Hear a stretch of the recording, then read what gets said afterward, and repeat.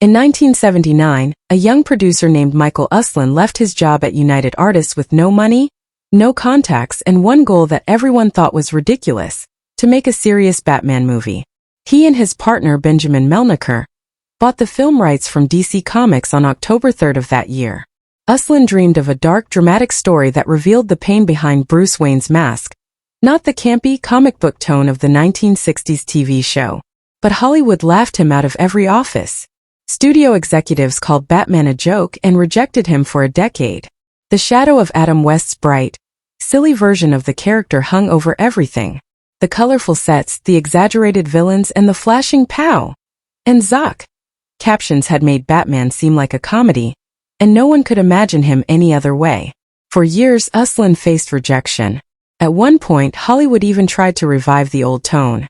In the early 1980s, director Ivan Reitman of Ghostbusters fame considered a Batman comedy starring Bill Murray as Batman and Eddie Murphy as Robin. The plan fell apart when Murphy demanded to play Batman instead. They even discussed casting David Bowie as the Joker. The project died quickly, proving that the world still wasn't ready for a serious take on The Dark Knight. Then in 1986, everything changed. Frank Miller's The Dark Knight Returns redefined the character. It was violent, political, and tragic. A story about an aging, bitter Bruce Wayne coming out of retirement to save a crumbling Gotham. The 4-issue series became a bestseller, and suddenly, studios realized Batman could be serious and profitable. That realization led Warner Brothers to revisit Uslan's dream. They eventually handed the film to a surprising choice: Tim Burton, the young director behind Pee-wee's Big Adventure. Burton, though known for his quirky style, understood Batman on a personal level. He saw Bruce Wayne as a lonely figure, isolated in his own mind, and he envisioned Gotham City as a gothic nightmare of shadows and pain. When Warner Brothers announced Michael Keaton, a comedic actor known for Mr. Mom and Beetlejuice, as Batman in 1988, fans were furious. The studio received over 50,000 angry letters, the most in its history. Comic shop owners tore down posters in protest. Even the Wall Street Journal ran a front-page story mocking the decision. But when Warner Brothers released a rough teaser trailer in December 1988, everything changed. The trailer, dark and moody without even finished music, blew audiences away. People went to theaters just to see it, then left before the feature started. The skepticism turned into anticipation almost overnight. Behind the excitement, chaos ruled the production. Sam Hamm's original screenplay was finished right before the 1988 Writers Guild strike, leaving the film without a writer for months. Warner Brothers hired Warren Scarron, who had worked on Top Gun and Beetlejuice, to rewrite while cameras were rolling. Robin was cut, the Joker's role expanded, and scenes changed constantly. Jack Nicholson, who played the Joker, often received new pages the night before filming. He complained, asking Tim Burton why his character was walking up a giant cathedral staircase, and Burton famously replied, "We'll talk about it when you get to the top." Nicholson was frustrated but professional. He had agreed to take a reduced $6 million salary in exchange for a share of the film's profits, including merchandise. It was a groundbreaking deal. When the movie made over $400 million and the Joker's face appeared on toys and lunchboxes worldwide, Nicholson earned between $60 and $90 million, the biggest payday any actor had ever made at the time. Nicholson took the role seriously, perhaps too seriously. Crew members said he stayed in character even off camera, laughing like the Joker between takes.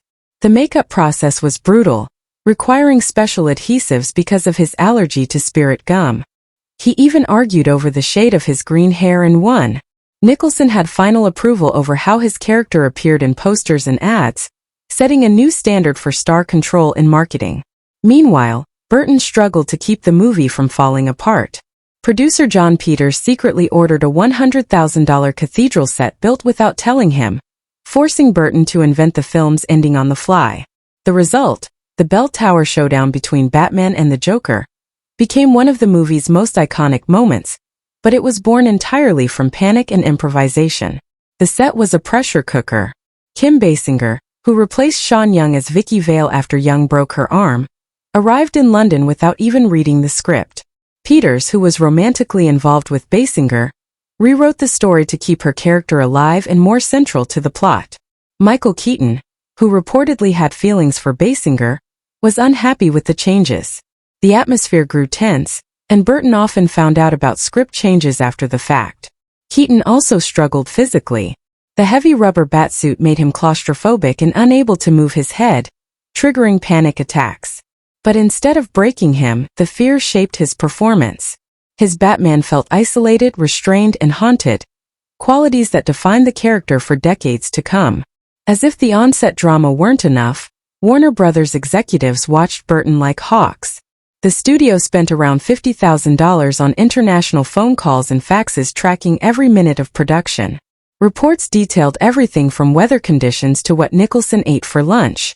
Time Incorporated was merging with Warner Communications in a $14 billion deal, and Batman's box office was critical to proving the new company's strength. Paramount tried to derail the merger with a $200 per share takeover bid, but Batman's success saved it. The film's release on June 23, 1989, became a cultural earthquake. It opened in 2,194 theaters and made $42.7 million its first weekend, smashing every record at the time. Merchandise sales exploded, topping $750 million, more than the movie itself. The black and gold bat symbol became a global icon. It was printed on shirts, cereal boxes, jackets, and soda cans. The minimalist poster that showed only the symbol and release date became one of the most recognizable in movie history. Critics were mixed at first. Some, like Roger Ebert, said it favored style over substance. But audiences didn't care. They loved the darkness, the music by Danny Elfman, and the eerie beauty of Anton Furst's production design. Michael Keaton silenced all doubts, and Jack Nicholson's Joker became the benchmark for villainy. The movie earned $411.6 million worldwide on a $48 million budget, becoming the highest-grossing film in Warner Brothers history at the time, and the fastest ever to reach $100 million. It sold 60 million tickets in the US alone, and brought in another $150 million from home video. Yet, through creative accounting, Warner Brothers somehow claimed it lost $35 million. In the archives of the University of Texas, there's still a paper trail from Warren Scarron, the script doctor who secretly saved the movie. His handwritten notes and memos show how he rewrote the ending and restructured scenes during production chaos. Without him, it's likely Batman would have fallen apart.